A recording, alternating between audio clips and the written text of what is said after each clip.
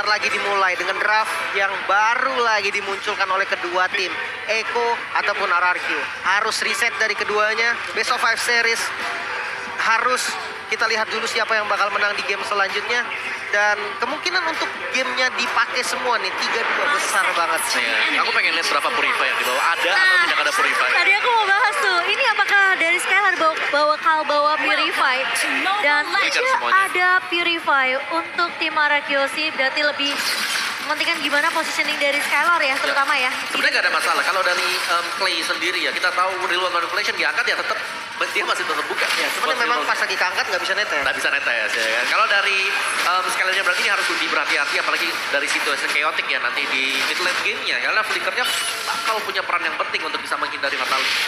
Ya betul, dan dengan ada pergerakan dari Sanford yang sekarang berbeda, dia ngebawa lebih ke arah lapu-lapu yang bisa nahan di area depan, memberikan efek sisi juga, dan Finn sudah mulai terputar dengan adanya slow impact. Masih punya flicker untuk mundur terlebih dahulu dari Finn-nya. Tidak akan mudah di pick off. Kaltisi bakal berfokus untuk mendapatkan farming sampai dapetin level 4-nya, bisa dapetin heavy spin sama seperti Albert. Oh, ini gak ada flicker untuk Turtle nanti. Gak ada inisiasi kagetan otomatis dari Grok. Kecuali mau di-delay dulu nih. Karena memang cooldown-nya sama spawn Turtle ya gak lumayan jauh. Tapi Albert sudah mulai datang memberikan poke damage di area atas. Sanford yang hanya di poke dan memberikan informasi kalau tadi ada mampir Albertnya di atas. Mampir doang. Ya, dan Petrify yang terpakai ya sebenarnya, karena memang tadi Albertnya belum level 4, belum ada Shadow Skill yang bisa dipergunakan untuk mendapatkan point kill. Ya, sementara dari area mid-nya, Clay yang menurut aku juga perlu berhati-hati. Meskipun kita tahu dia bawa satu Eve ya, dia bisa nge-clear cepat tapi rotasi harus dibawakan oleh Arkeologi. Apalagi Skylar kali ini yang coba untuk memberikan poke damage ke arah seorang Benny. Dapetin sedikit platingan gold biar makin kaya Skylar ya. Iya, top tipis ya, top tipis tadi. Lumayan, plus 8 gold. Lumayan ya. Lumayan. Daripada nggak ada sama sekali ya, dan memberikan pressure juga sebenarnya ke arah Benny-nya jadi lebih main di area turret aja. Oke. Namun Turtle Camp juga udah mulai spawn. Yes, dan kali ini Albertnya bakal coba ngincer ke arah backline. Sementara dengan satu buah heavy spin di pop up oleh seorang LTZ R7. Mencoba untuk ditabrak. Jadi ditabrak begitu saja. Clay juga ngebuka satu body manipulation dari LTZ. Awas, Fataling. Tapi Phoenix Fataling belum berbuka. Albert tumpah di tangan seorang Yawi kali ini. Sementara R7 masih bisa untuk mendapatkan Turtle Slain by OBS Gold di tangan Arakiosi. Dan bahkan dua pemain tumbang yaitu Yawi juga yang mendapatkan trade-nya. Oke, dapetin 2 kill, dapetin Turtle. Untung banget. Ya kalau kita lihat di bottom lane memang ketika sudah level 4, Benny Kitty dengan karinya, Speedy Light Heal membuat dia berani untuk melakukan zoning. Namun Skylar juga sepertinya nggak takut karena sudah ada Clay juga yang melakukan rotasi ke arah bottom lane. Ya itu ngeri banget ya, begitu keluar tadi dengan spinning, Speedy Light Heal, itu bisa saja. Kalau Skylar memang nggak punya, atau out of the position, nggak punya tactical reposition sama sekali, dia bisa terpick off. Dan Albert dengan satu buah Swift Boots, dan mari kita lihat dari talentnya kali ini. Mystery Shop untuk Clay. Jadi bakal sedikit lebih tertahan ya, dan untuk Benny Kitty. Nyaris. Itu sekali lagi pecah loh pasti dia. Nyaris. Itu kalau tandanya di bawah marknya itu sampai 4, true damage-nya pasti masuk. Itu udah 4 kurang 1 pecah. Iya. Tipis lah. Tapi satu hal sih yang pasti, keduanya ngebuang flicker. Iya. Ini bisa jadi target yang empuk. Mungkin entah itu dari Echo ataupun RRQ yang mulai rotasi ke arah bottom lane nanti. Tapi yang perlu diwaspadai juga sama Arkeologi adalah Yawinya dengan perfect match sih. Sama Fataling ya, itu bahaya banget. Karena seperti di objektif setelah ini tadi, setidaknya bisa nyolong momentum. Ya, dan untuk pemilihan Hayabusa yang terakhir aku suka ya, karena kalau kita lihat Atlas itu kan hero yang dia cuma jalan-jalan, dia nggak bisa mengganggu farming dari Hayabusa untuk di purple buff-nya. Jadi purple buff ini selalu aman buat Albert. Ya, dan belum lagi dengan 2 hero squeeze yang bisa menjadi targetnya Albert. Ditambah dengan Turtle setup-nya nanti nih. RRQ walaupun ada banyaknya sisi yang dipegang oleh Echo Skin, dia masih berani untuk setup Turtle. Untuk kontes karena Turtle yang mengingat adanya Yuzong dengan Black Dragon Form yang powerful banget ketika Turtle-nya spawn. Oke, dan Skylar kali ini mencoba untuk mendapatkan tabungan lebih di area bawahnya. Yawi sudah mulai datang, hanya memberikan sedikit warning aja ke arah seorang Skylar-nya, tapi Skylar masih bisa jaga posisi, masih cukup aman, dan pergerakan dari Arkeologi dari posisi seorang Finn dan juga Clay-nya bakal sedikit melakukan rotasi lagi kembali ke area mid-nya, karena posisi Skylar sudah aman-aman saja di area bawah. Dia ngambil pattern buff-nya dulu sih. Hayabusa dari Albert juga full buff dulu. Mereka nggak buru-buru. Sementara kalau dari Alt, dia udah punya 2 buff. Dan masuk kali ini dari Sanford. Dengan Double Spectre dan Flicker mengincar ke arah Clay terlebih dahulu. Masih ada defensif. Real World Manipulation. Clay harus tumbang. Masih ada Heavy Spin juga mengejar ke arah R7 Black Dragon Form.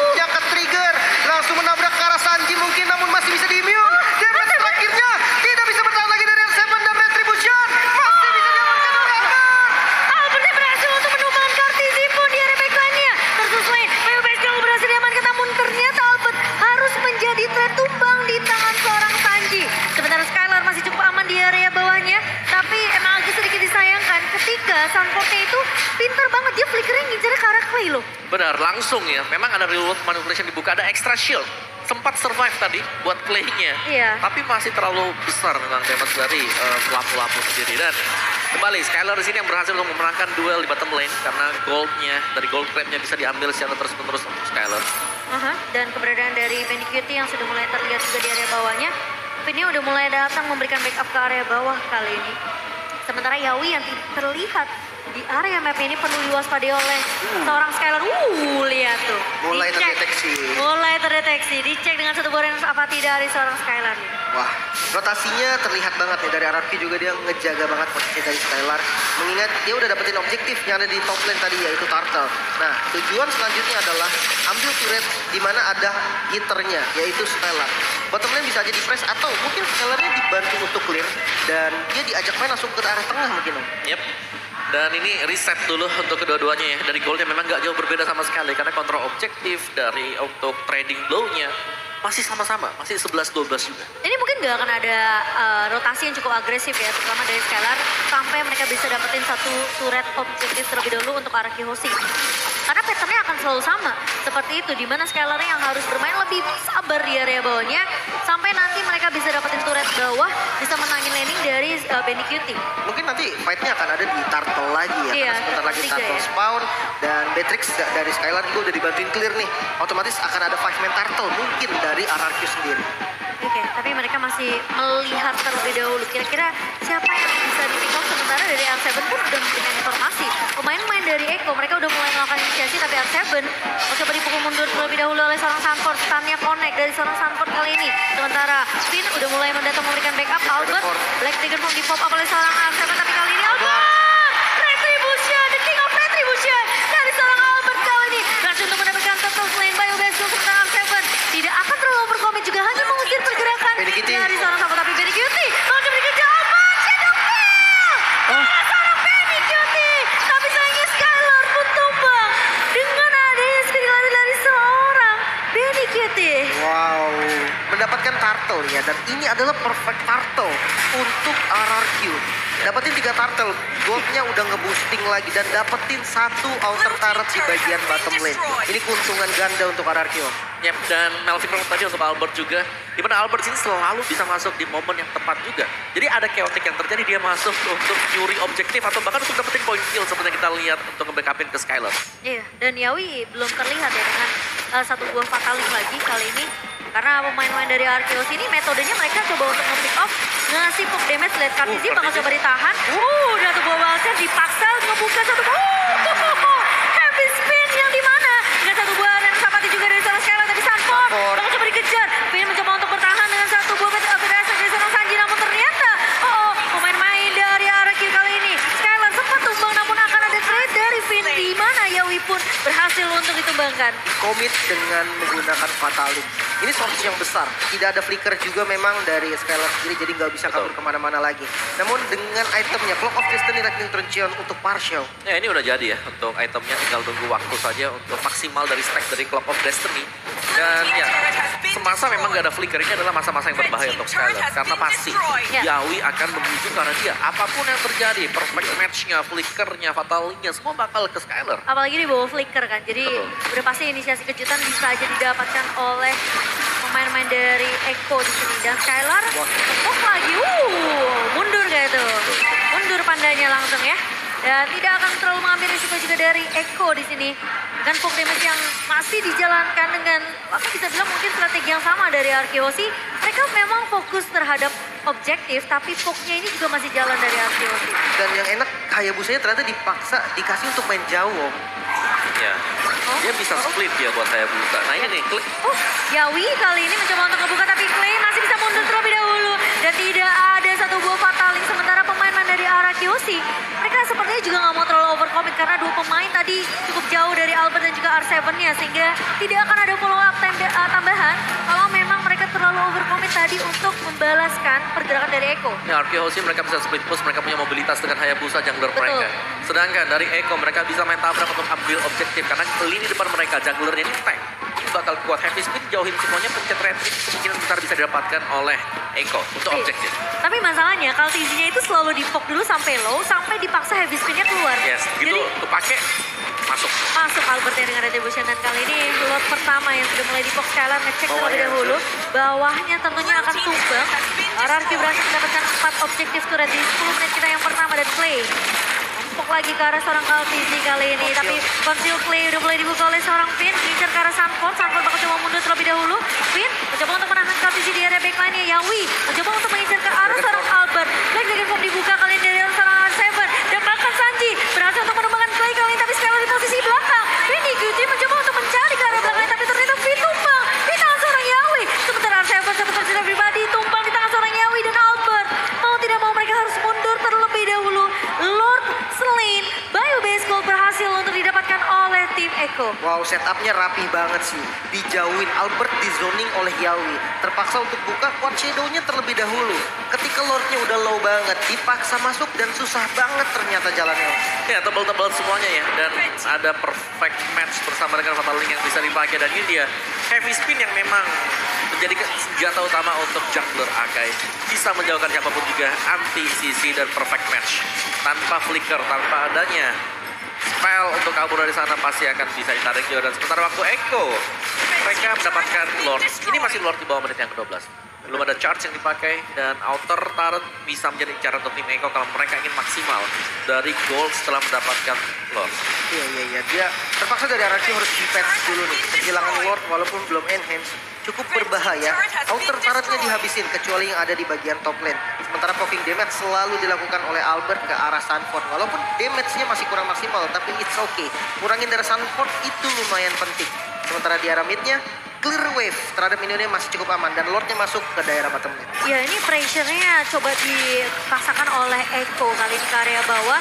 Lordnya masih bisa ditahan tapi ternyata kali ini dari Yawinya tumbang di area depan. R7 mencoba untuk menahan di area backline-nya. Vinny QT masih bisa untuk menyelamatkan diri dan Kaltizi tumbang kali ini sementara Sanford. Shadow kill. Oh, Shadow kill yang connect dari seorang Albert. Karena seorang Yawi kali ini dan Yawi tumbang. Namun terkena stun. Vinny QT. Rena Sapati dari seorang Skylar. Sang sniper dari Arki Hoshi berhasil untuk mendapatkan trade di mana Albert tumbang. Vinny QT tentunya akan menjadi makanan dari seorang Skylar. Menyisakan satu pemain dari Echo Filipina. Wow. Hanya ada satu dari Sanji-nya. Nyaris saja Clay terkena Vitalize Strike dan tidak ada base turret yang hancur, Om. Ya, jangan lupa ini adalah Sanji yang kita tahu dia dengan Parsha selalu bisa menjaga diri, bahkan belum terpick off sampai dengan sejauh ini. Dan mari kita lihat untuk instant replay by Infinix Note Series. Gimana untuk tim fight-nya cukup chaotic di depan base dari Arki Hoshi. Namun sayang memang dari Shadow Kill yang dipergunakan ketika Atlas memakai perfect match-nya. Berarti bawa damage-nya, defense dari Atlas lebih besar. Benar. Tapi tetap tembang juga akhirnya gitu kan. Karena perfect match-nya nyamperin juga. Dan itu menjadi angin segar juga nih untuk RRQ yang tadinya ketinggalan dari segi map-nya. Karena Lord yang diamankan oleh Echo sekarang mulai diambil lagi. Holy Crystal ternyata menjadi item selanjutnya. Om, pantesan sakit banget. Ya, selain dari Holy Crystal dia bisa mengarah antara Divine atau kalau memang mau lebih safe. Ada Winter, benar. terancam ya. Winter yang meng-outplay pemain-pemain dari Onyx ya kemarin ya. Masih sekarang dari Sanji. Sedangkan setup harus dilakukan oleh Arki Hoshi. Karena mereka tidak bisa inisiasi, mau gak mau mereka nunggu dulu. Nunggu untuk perfect match. Pakai ngeliatin Atlasnya ada di mana. Dan sekarang perbedaan networknya udah nggak terlalu jauh juga di match ke-13 kali ini. Lord penentu, Lord yang kedua udah mulai dipok oleh Kaltizi. Dan dua pemain tentunya bakal bersedia di area mid terlebih dahulu mencoba untuk mencuri mungkin satu pemain Ikona pun. Dengan ada pergerakannya minion di area bawah, ini mau nggak mau Sanfordnya harus melakukan clear terlebih dahulu. Dan Clay juga bakal coba untuk menunggu. Posisi dari Clay menurut aku juga penting sih. Karena satu body wall manipulation yang ngasih efek full ini bisa ngebantu Skylar untuk ngasih damage tambahan di area backline-nya. Dan bisa memukul mundur Kari juga. Betul. Benny Kitty, kita tahu dash atau jump dari Kari. Dan top step itu gak jauh, kecil banget range-nya. Jadi mau nggak mau harus pakai flicker untuk nyelamatin dirinya. Kecuali bisa dilawan balik. Oke, tapi kali ini Conceal Clay udah mulai dibuka oleh seorang Yawi. Bakal mencoba mencari Clay di area depannya. Bakal coba untuk menjaga satu. Tapi di bawah manipulation dibuka begitu saja. Kaltizi mencoba untuk membuka heavy spin dan Lordnya berhasil untuk diamankan oleh Iko Philippines. Awas, Benny Kitty. Tifannya bakal coba dibuka. R7, petrify ke area belakang dan Albert pun menjauh kali ini. Tapi di sisi lain, Clay tumbang di tangan seorang Benny Kitty. Sementara Sanford bakal coba untuk mengejar dua pemain tersisa dari Arki Hoshi. Dua pemain hilang dari Echo, namun kali ini mereka masih mau memasangkan team fight-nya. Benny Kitty bakal coba dikejar, tapi R7 coba mainkan terlebih dahulu. Dan tumbang di tangan seorang Benny Kitty. Albert menjadi Arkeosi. Karena lootnya kali ini sudah mulai berjalan ke area bawah. Eko yang berhasil untuk mendapatkan Lord Lane by UBS. Tapi apakah pemain-pemain dari Arkeosi mereka masih mampu untuk melakukan defensif terlebih dahulu? Jadavin dengan bariernya coba diblok terlebih dahulu. Fokus terhadap minion. Coba di-clear namun base turret di mid lane tidak bisa ditahan lagi. Tidak bisa di-defense lagi. Untuk yang top lane masih cukup aman. Namun Lordnya berjalan ke arah bottom lane. Ini yang bakal menjadi PR untuk para Arkeosi. Iya, dan dengan adanya pergerakan dari Eko ya. Sekarang mereka coba untuk melakukan push di 3 lini yang berbeda. Dan Katizi ngebuka satu buah episode kali ini dan menghasilkan aspek dari seorang Sanji. Clay tumbang di